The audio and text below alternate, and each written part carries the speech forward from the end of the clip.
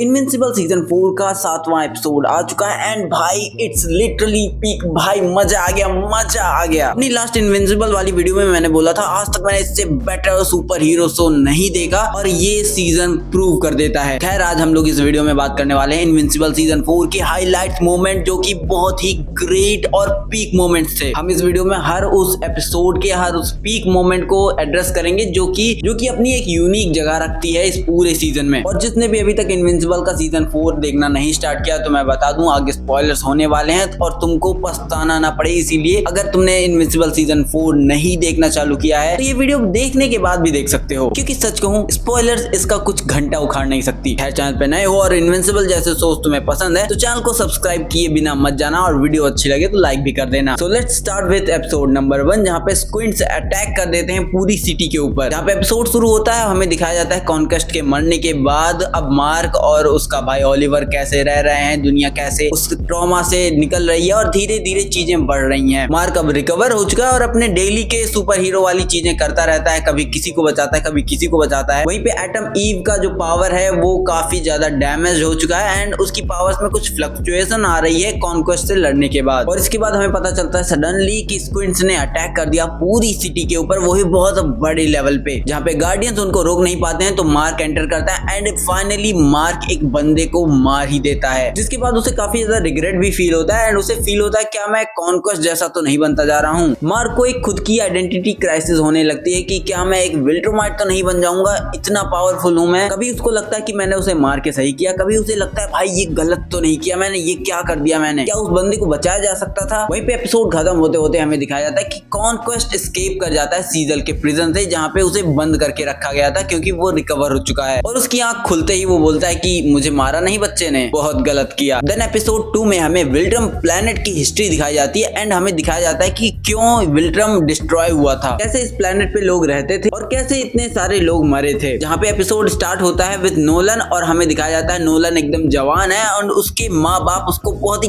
गंदी तरीके से पीटते हैं। और इसकी ये पिटाई देख के मुझे सीजन 1 का फिनाले याद आता है कि भाई अच्छा इसीलिए ओमनी मैन ने माँ को पीटा था, क्योंकि ये some kind of their ritual है कि भाई अगर तुम्हें बंदे को मजबूत बनाना है तो उसे पीटना पड़ेगा। जहाँ पे इसी मारपीट के दौरान स्कर्ज वायरस का अटैक हो जाता है एंड कई सारे विल्ट्रोमाइट्स मरने लगते हैं। पूरी विल्ट्रम एम्पायर पे हाहाकार मच जाता है एंड ये लोग ट्राई करते हैं इस वायरस का क्योर निकालने का, पर ऐसा कोई क्योर ही नहीं होता, जिसकी वजह से इनकी पूरी की पूरी पॉपुलेशन खत्म हो जाती है एक तरफ से। और अगर कुछ लोग बच भी रहे थे तो उन्हें भी ये लोग जानबूझ के मारने लगते हैं एंड इन सब के बाद सिर्फ गिने चुने 50 विल्ट्रोमाइट्स बचते हैं, जिनमें से एक नोलन भी था। एंड इसी के बाद हमें पता चलता है कि वो अपनी पॉपुलेशन को बढ़ाने के लिए अलग अलग प्लैनेट्स पे जाके बच्चे पैदा करने का काम करते हैं इसीलिए। एंड हमें इस एपिसोड का one of the greatest scene देखने को मिलता है जहाँ पे हमें विल्ट्रोमाइट्स का एक रिंग देखने को मिलता है पूरे प्लैनेट के चारों ओर। जैसे तुमने रियल लाइफ में जुपिटर के आसपास मून्स और एस्ट्रॉइड्स देखे, वैसे इन्होंने पूरे विल्ट्रोमाइट्स का एक रिंग बना रखा अपने प्लैनेट्स के चारों ओर। मतलब भाई साहब इतनी मौत हुई थी कि प्लैनेट के चारों ओर इतना बड़ा रिंग बन जाता है। देन हमें नोलन और एलन दिखाए जाते हैं जो कि कोएलेशन पे जाकर उनसे बात करते हैं एंड वहां से वो दोनों एक मिशन पे निकलते हैं, जिसके दौरान वो दोनों विल्ट्रोमाइट्स की कमजोरियां खोजेंगे एंड उनको खोज के उन्हीं के खिलाफ यूज करेंगे। और इस दौरान जब एलन और उसकी जीएफ अपने एक रूम में बैठे हुए होते हैं तो भाई साहब नोलन की जो हालत होती है वो देखकर मजा आ जाता है। और बाद में नोलन को पता चलता है कि शिप पे और भी रूम्स थे एंड इसके बावजूद भी उसे ये सब सुनना पड़ रहा था। देन इसी एपिसोड में हमें नोलन और एलन एक प्लेनेट पे जाते हुए देखते हैं जहाँ पे वो लिजर्ड से फाइट कर रहे होते हैं एंड ये सीक्वेंस भी काफी अच्छा है क्योंकि भाई नोलन दिखाता है कि नोलन की पावर्स वहां पे काम नहीं कर रहे हैं, इतना ज्यादा ग्रेविटी है कि वो उड़ने की कोशिश कर रहे हैं और उड़ ही नहीं पा रहे हैं। जहाँ पर इसी एपिसोड के एंड में हमें कॉन्क्वेस्ट दिखाया जाता है जो कि थ्रैक के पास पहुंचता है और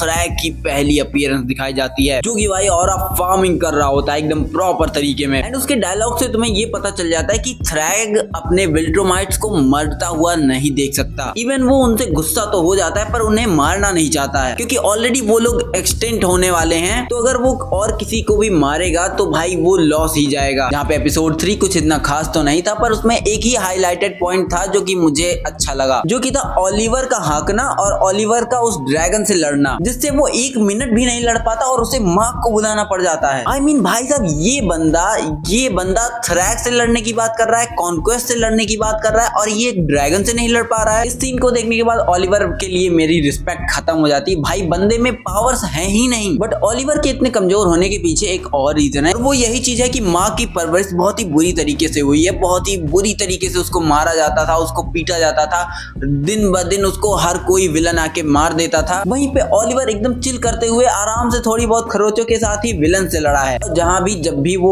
ओलिवर लड़ने की कोशिश कर रहा होता है तो उसको बचाने के लिए मार्क जरूर आ जाता है, इसीलिए वो इतना पावरफुल बन ही नहीं पाया। वहीं पे यही चीज मार्क के साथ जब हुई थी, जब उसे पावर्स मिली थी, तो भाई ओमनी मैन ने उसे एक ट्रेन के आगे रख दिया था। उसको इतना पीटा था कि पूरा शिकागो खत्म कर दिया था उसने। और मार्क क्योंकि ओलिवर के साथ ये करने नहीं देता है, तो इसीलिए वो और कम पावरफुल है। देन एपिसोड 4 मुझे पूरा का पूरा बकवास ही लगा, क्योंकि इसमें हेल वाली स्टोरी दिखाई जाती है जो कि अचानक से ही कहीं से टपक पड़ती है। एंड मुझे सच कहूंगा कुछ खास इतनी पसंद नहीं आई। बस इसका एपिसोड एंड होते होते हमें दिखाया जाता है कि नोलन और एलन अर्थ पे आ चुके हैं, जिसके बाद एपिसोड 5 स्टार्ट होता है और नोलन अर्थ पर है एंड डेबी उसे कन्फ्रंट करती है। एंड इन दोनों के बीच में जो कन्वर्सेशन होता है वो बहुत ही इमोशनल फील होता है। I mean, भाई तुम यकीन नहीं कर पाओगे कि बंदा इतना ज्यादा टफ बनता था, इतना ज्यादा पावरफुल है और अपनी बीवी से ऐसे डर डर के बात करता है। हाँ, वो सीन भाई इमोशनल तो है, मैं मानता हूँ। देन इसी एपिसोड में हमें टेक जैकेट दिखाई जाती है जो कि गर्ल है, और भाई साहब ये कॉमिक्स के अंदर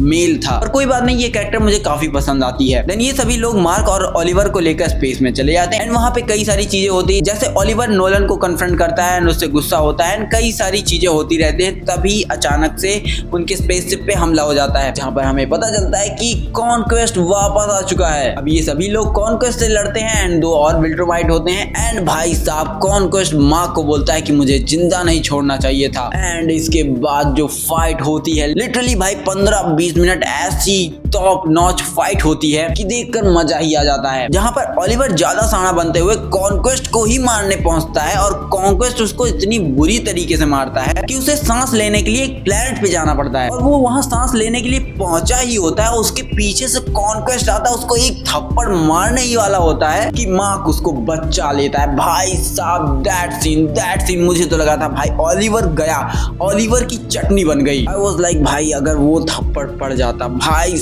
साहब कोई चांस ही नहीं था कि ओलिवर जिंदा बचता। खैर इसके बाद मार्क और कॉन्क्वेस्ट के बीच बहुत ही खतरनाक लड़ाई होती है और मार्क कॉन्क्वेस्ट का गला पकड़ लेता है और कहता है भाई मैं इस बार तुम्हें सांस लेने ही नहीं दूंगा। और एक बहुत ही तगड़ी घमासान युद्ध होती है, कोई इधर जा रहा है कोई उधर जा रहा है, कभी पत्थरों में लड़ रहे हैं, कभी पहाड़ों में लड़ रहे हैं, कभी पूरा जमीन फाड़ रखा है और कॉन्क्वेस्ट का गला छोड़ने को मार्क तैयार ही नहीं है। इवन दो कॉन्क्वेस्ट उसके पेट में हाथ डाल देता है, उसकी आंतें बाहर निकाल लेता है, पर फिर भी मार्क उसे छोड़ता नहीं है अनटिल अनलेस जब तक वो मर नहीं जाता। एंड वो फाइट सीक्वेंस देख के भाई आई वाज लाइक कि it was perfect down to the minute tiny details, it was perfect. Nolan और ओलिवर को मार्क बहुत ही गंदी हालत में मिलता है, जिसके बाद वो उसे ले जाते हैं, उसकी पट्टी वट्टी करते हैं एंड उसे रिकवर करने के लिए एक कैंप में रखते हैं। और उसी प्लेनेट के ऊपर वो लोग इंतजार कर रहे होते हैं, जहाँ पे एपिसोड 5 में हमें पूरा यही सब दिखाया जाता है कि नोलन कैसे मार्क को रिकवर करने की कोशिश कर रहा है एंड उसे पट्टियां बांध रहा है। वहीं पे वो और ओलिवर दोनों ही बॉन्डिंग करने की कोशिश करते हैं, जहाँ पे ओलिवर और उसके बीच में थोड़ी बहुत बॉन्डिंग होती भी है एंड नोलन ओलिवर को थोड़ी बहुत फाइटिंग टेक्निक्स भी सिखाने की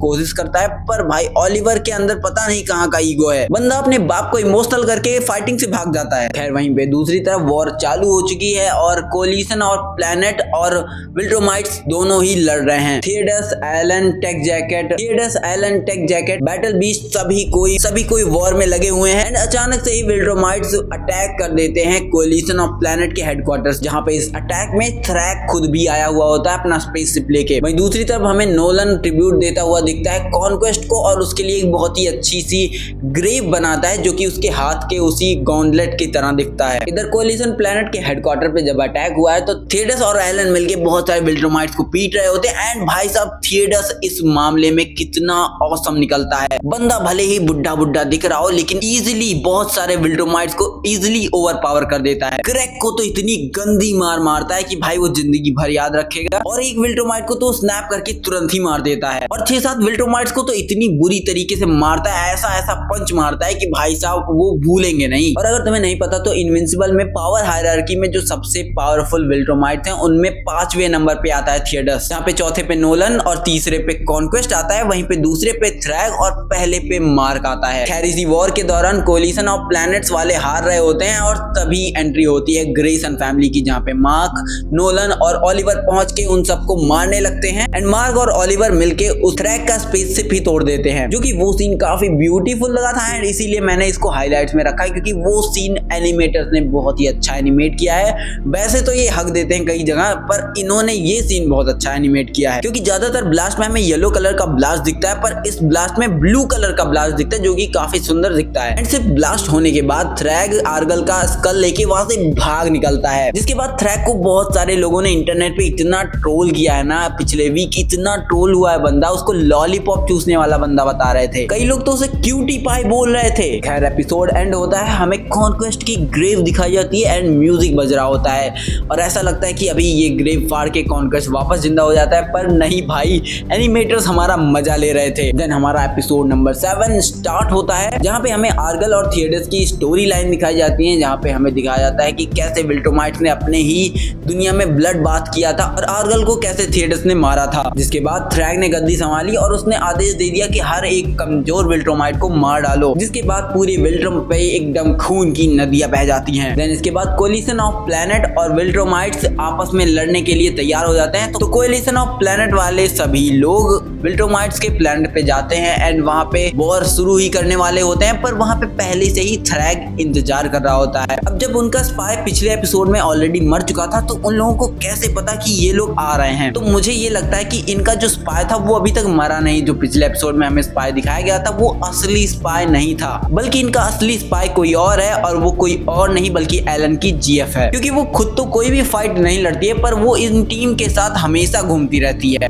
देन इस फाइट के दौरान हमें दिखाया जाता है कि नोलन को पंच पड़ता है थ्रैग से एंड भाई साहब इतना खतरनाक पंच कि एक पंच में बंदा सीधा मेट्रोइड बन जाता है। वो विल्ट्रम के सतह पे जाके गिरता है भड़ाम से, उसके अंदर पूरा का पूरा आग लगा हुआ होता है और बाद में पता चलता है थ्रैग ने उसे वहां मार के भेजा ताकि वो उससे नीचे जाके बातचीत कर सके और उसे मना सके वापस आने के लिए। एंड जब नोलन थ्रैग की बात नहीं मानता है तो वो उसको ऐसा पावर पंच मारता है, भाई लिटरली एनिमेटर्स ने तो मार कर दिया उस सीक्वेंस के दौरान। मतलब ऐसे वो जब पंच खींचता है तो हवा ऐसे अब्सॉर्ब करता है जैसे भाई दुनिया जहान की पावर लगा के मार रहा है। एंड भाई उस पंच में दिखता है कि कितना पावर था। नोलन को वो पंच पड़ने के बाद नोलन सीधा आउटर स्पेस में जाता है और भाई साहब वो उन विल्ट्रोमाइट्स की रिंग्स को भी पार कर जाता है। वहीं पे थ्रैग जब आउटर स्पेस में आता है तो ओलिवर उसके ऊपर अटैक करने जाता है और भाई साहब ऐसे उसकी मुंह तोड़ देता है ना, ऐसा मारता है ओलिवर को। मतलब थ्रैग अपना इवन 1% भी नहीं लगाता और ओलिवर की ऐसी हालत कर देता है कि उसकी फटके 4 हो जाती है। और ये देखने के बाद मार्क को तो बहुत ही गुस्सा आता है और वो बोलता है कि मैंने कॉन्क्वेस्ट को भी मारा था और तुझे भी मार दूंगा। और ये बोलने के बाद सब विल्ट्रोमाइट्स और हर एक कोई उसी की तरफ देखने लगते हैं। जिसके बाद मार्क अपनी फुल पोटेंशियल के साथ थ्रैग को पंच मारता है और वो एकदम ही हिलता नहीं, मतलब एक इंच 1 mm नहीं हिलता और वो उस पंच को ऐसे लेता है जैसे कि कोई डेविल खड़ा हो। इवन उस यूनिवर्स में डेविल भी कमजोर है, पर भाई साहब वो एनिमेटर्स ने ना भाई पीक एनिमेशन किया है उस 1-2 सेकंड में। जो उसका फेस दिखाया ना भाई एकदम भयानक। और इसके बाद तुम्हें पता चल जाता है कि ये लॉलीपॉप चूसने वाला कोई थ्रैग नहीं था बल्कि ओजी थ्रैग है। जो भी लोग इसको क्यूटी पाई बोल रहे थे ना पिछले एपिसोड में, उनको औकात दिखा दी है अमेज़न वालों ने। थ्रैग मार्क को भी मारता है, उसके बाद बैटल बीस्ट को उठा के आउटर रिंग के बाहर फेंक देता है एंड उसके बाद थियडस, नोलन और मार्क एक साथ मिलकर विल्ट्रम प्लैनेट को ही डिस्ट्रॉय कर देते हैं। एंड भाई पीक एनिमेशन ऑफ इनविंसिबल। लगभग ये 5 मिनट का सीन होगा और भाई साहब ऐसे एनिमेट किया उन्होंने, मतलब बहुत ही सुंदर दिखता है। जब वो फटता है ना तो वो टाइम लेते हैं, मतलब ऐसा नहीं कि तुरंत एनिमेट करके हल्का सा दिखा दिया और खत्म कर दिया। वो प्रॉपर उस चीज को टाइम देते हैं। प्लैनेट धीरे धीरे फटता है और उसका ब्लास्ट होता है। उसके बाद जो कुछ भी होता है वो बहुत ही आराम से तुमको देखने को मिलता है और वो बहुत ही ब्यूटीफुल लगता है। एंड इसके बाद थेडस विल्ट्रोमाइट से कहता है कि अब तुम लोगों का प्लान मैंने खत्म कर दिया, अब तुम लोग सरेंडर कर दो। और इस पे थ्रैग भाई साहब गुस्सा हो जाता है, उसकी आंखों से आंसू बह रहे होते हैं। एंड भाई साहब जिस तरीके से वो एक चुटकी में थेडस का गला अलग कर देता है और उसके बाद उसको पचका देता है भाई साहब, इट्स पीक। और इसके बाद वो नोलन को भी पीटता है, उसके पीठ में हाथ डाल देता है जैसे कॉन्क्वेस्ट ने मार्क के साथ किया था। और मार्क को मारने ही वाला होता है, तभी उसे याद आता है कि भाई विल्ट्रोमाइट्स बहुत कम है। और यही सोच के वो मार्क को छोड़ देता है और नोलन को भी छोड़ देता है, जो कि वो लोग जिंदा बच जाते हैं। बट अब थेडस मर चुका है तो इन सब की जिम्मेदारी एरन द एलियन के ऊपर आ चुकी है। खैर यहीं पे हमें ओलिवर भी दिखने को मिलता है, जो कि एक पॉड में पड़ा हुआ है। एंड अभी तो भाई ये सब शुरुआत है, अभी सीजन 4 का एंड एपिसोड आएगा भाई, पीक होने वाला है। वो लोग अर्थ पे जा रहे हैं और अभी काफी लंबी स्टोरी लाइन बची हुई है जिसपे थ्रैक्सन पे जाके कई सारे बच्चे पैदा करेगा और उनको जल्दी विल्ट्रोमाइट बनाएगा, उनको ट्रेनिंग देगा और भाई साहब अपनी खुद की फौज खड़ी कर लेगा। जो कि अगर तुम्हें नहीं पता तो मैं बता दूं, ये अभी 7 सीजन, इसके अभी 7वें सीजन तक जाना कंफर्म हो चुका है। यानी कि 1 नहीं 2 नहीं 3 और सीजन तुम्हें देखने को मिलेंगे अभी। खैर ये तो था मेरा हाईलाइट पॉइंट, और तुम्हें क्या क्या अच्छा लगा तुम कमेंट करके बता सकते हो। बाकी वीडियो अच्छी लगी हो, इन्फॉर्मेटिव लगी हो, मजा आया हो मेरे साथ बात करने में, डिस्कस करने में, तो कमेंट करके जरूर बताना। वीडियो को लाइक कर देना, चैनल पे नए हो तो सब्सक्राइब किए बिना मत जाना भाई, क्योंकि ऐसी और पीक वीडियोस मैं जल्दी लेकर आऊंगा। तो चलो मिलते हैं नेक्स्ट वीडियो में, तब तक के लिए tata bye bye and peace out.